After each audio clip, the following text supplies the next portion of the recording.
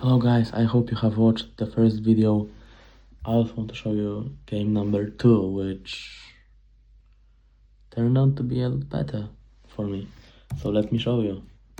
We played the Sicilian dragon, c5, g6, very ambitious opening, knight to f6, bishop d7, and here I don't want to go into nuances because it's just the computer evaluation says plus 0.6, and after the computer's evaluation says plus 0.4, and after rook to c8 it says plus 0.6, so it's not a huge difference. I just want to show you the general moves, why I have played what I have played.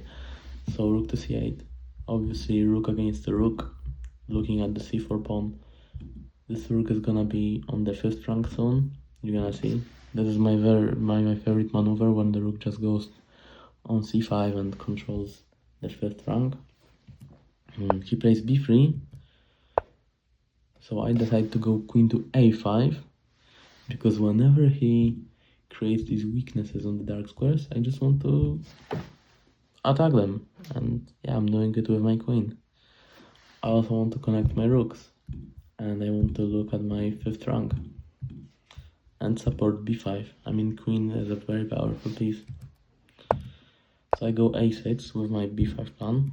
He goes queen to d2, and now I decide to take because now his knight is pinned, so he cannot threaten me with knight to d5. He takes, he just makes the job easier for me, guys. So listen, if your opponent plays on the queen side, what do you guys do? You don't play on the queen side, you counterattack where you have the advantage. Because if you start playing on the side where I have advantage,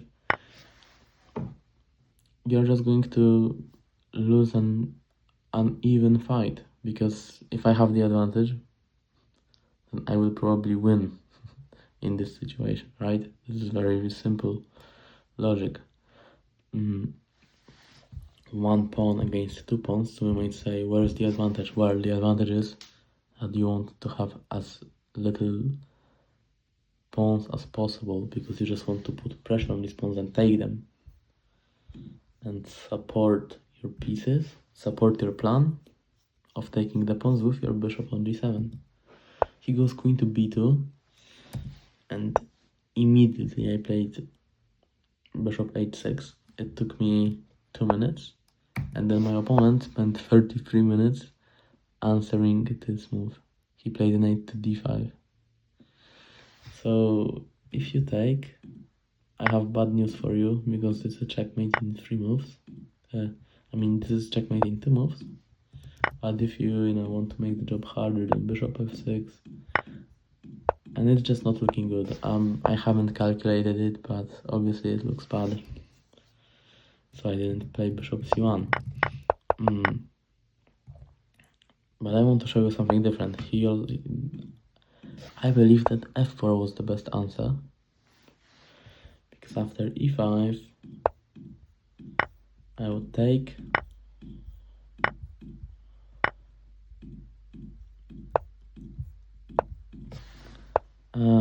and he would still be, fighting. He would still have some pressure on b5 square.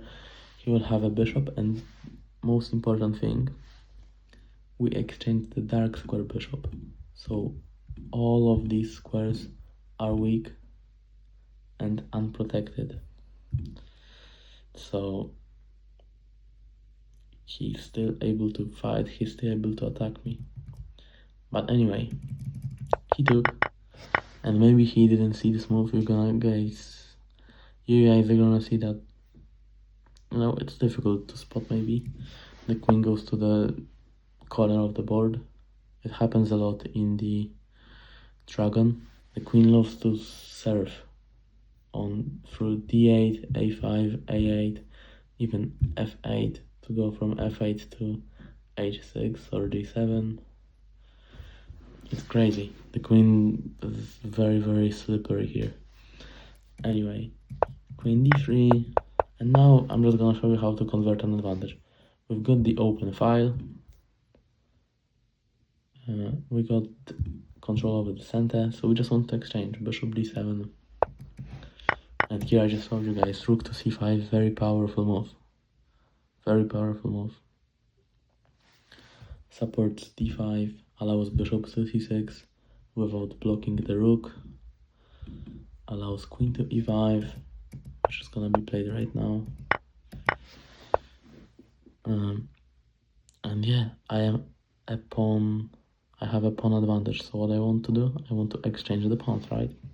The pieces. So I exchange, I block these pawns. This pawn is kind of worth 2 pawns. I mean maybe 1.7, because it blocks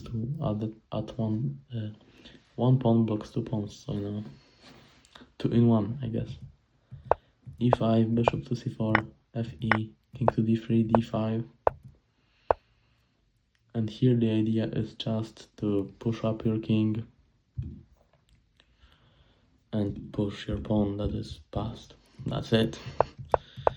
ba, king to c6, king b5, attacking this weakness here. Now I'm pushing. He cannot do 2 things at the same time, especially the king. gf, ef, king d4, and this is beautiful about 2 pawns. A king, even if it had, I don't know if, the king, even if it wanted to, it can never ever get rid of 2 connected pawns. Because if the king wants to take, whenever the king wants to take this pawn goes and gets promoted. So king to e4, and even if I go king to a2 and start moving 1000 times here, he's just gonna have to stick around with king to f3 and king to e4, because if he takes, I just run away with the pawn. So it's so simple. I'm just pushing 2 pawns together, making sure I don't stalemate. I've given one stalemate once in my life and it wasn't good. And here he surrendered. I mean, after king h1. What checkmate do you want to give? Queen h2, queen g2, queen h3, queen h4. I have many choices. So hopefully I showed you how to play the Sicilian, guys. Sicilian Dragon. Very nice opening. Yeah, I'm gonna upload more videos from the tournament. 7 rounds to go. I have 1 out of 2 points, so it's okay. Wish me luck, see ya.